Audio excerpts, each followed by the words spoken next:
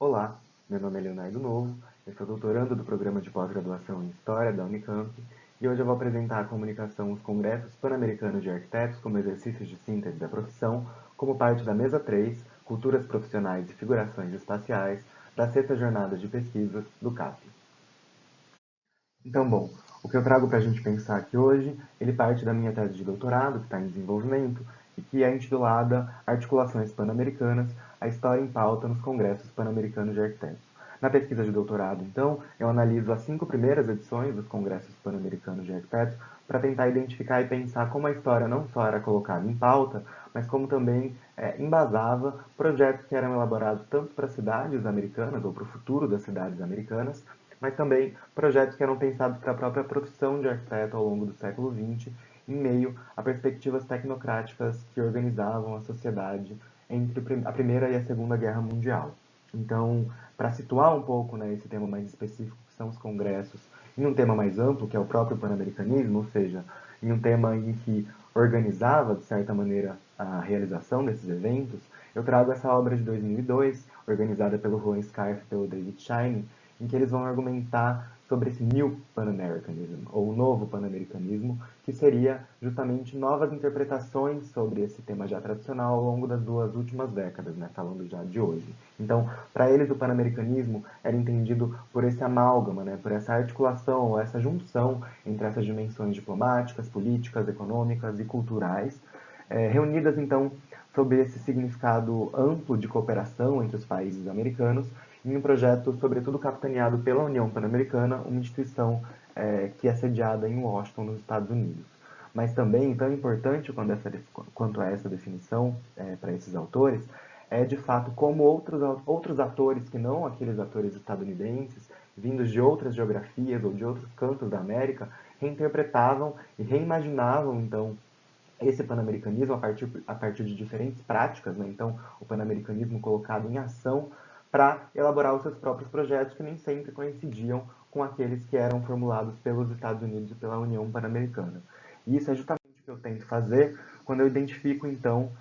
esses interesses de uma elite técnica sul-americana, identificada a partir desses 4 países, então, Argentina, Brasil, Chile e Uruguai, que eram países protagonistas, então, delegações de arquitetos vindos desses países protagonistas nesses 5 encontros que eu acabo analisando na tese. Então, desde 1920, em Montevidéu, passando por 23 em Santiago, em 27 em Buenos Aires, 30 Rio de Janeiro, e depois de um hiato de 10 anos, eles voltam para o Uruguai em 1940,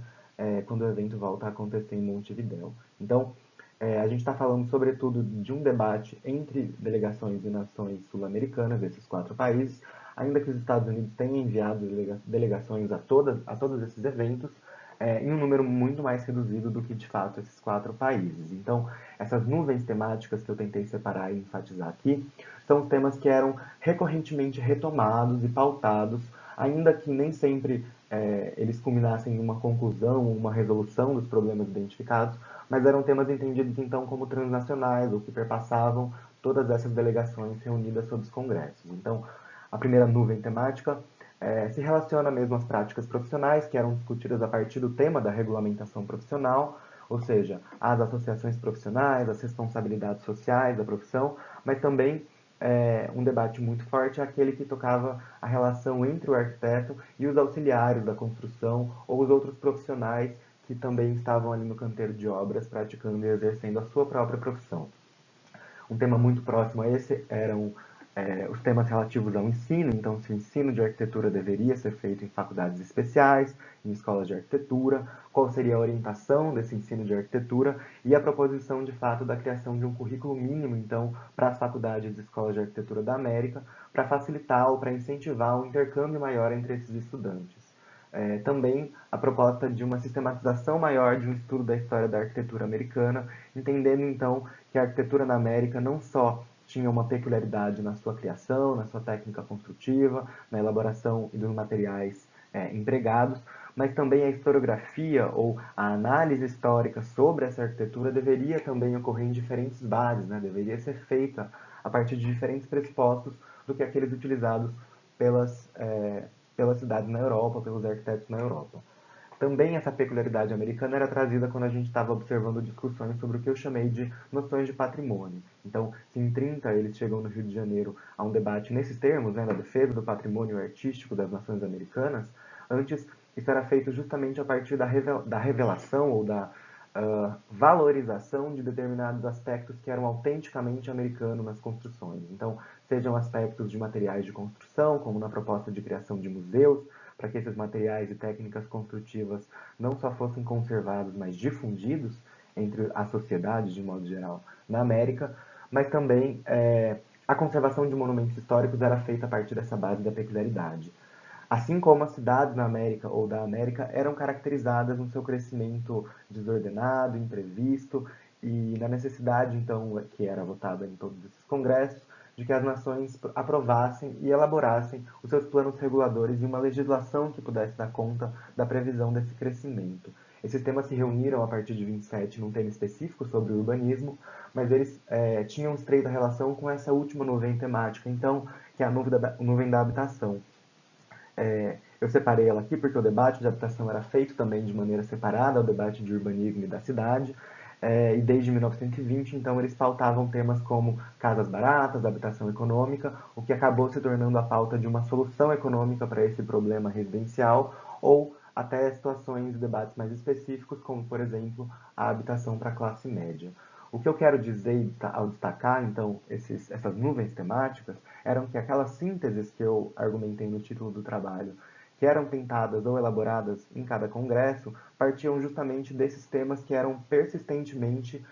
colocados em pauta a cada encontro. E essas sínteses, ou as conclusões votadas em cada congresso, elas não iam no sentido de resolver ou de solucionar esses problemas que eles identificavam, mas justamente e o sentido até oposto, congregar diferentes perspectivas sobre eles. Então, eram sínteses que não resolviam, mas que tornavam justamente essa pauta ou esse problema em constante debate e na ordem do dia, não só nesses congressos, mas em congressos que aconteciam simultaneamente aos pan-americanos em diferentes escalas. Então, congressos locais, congressos e seminários tocados pelas próprias associações profissionais nacionais que se reuniam nos congressos. Então, era justamente uma estratégia, uma maneira com que essas pautas que pensavam o futuro da cidade, mas que pensavam também o lugar do arquiteto nessas sociedades, ficassem constantemente em debate, constantemente em relevo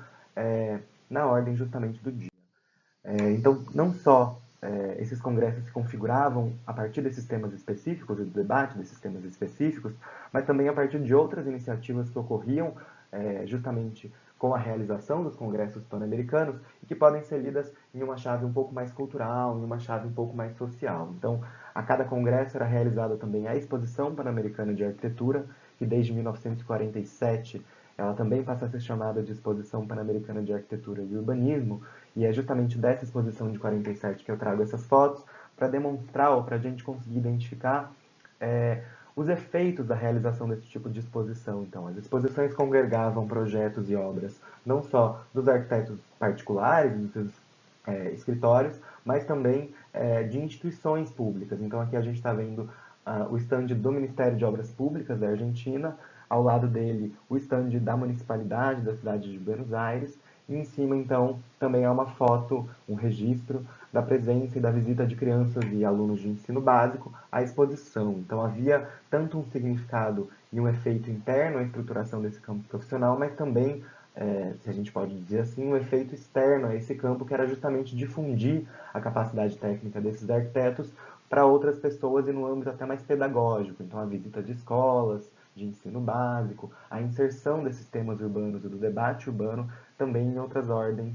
que não só as profissionais e no ensino superior. Além disso, junto a esses congressos, eram também oferecidas e realizadas festas, como é essa festa organizada e sediada no Solar Monjope pelo José Mariano Filho, aos delegados do Congresso de 1930, no Rio de Janeiro, mas também eram realizadas visitas. Então, a gente tem aqui registros, todos publicados nessa revista de arquitetura de Buenos Aires em 1930, mas da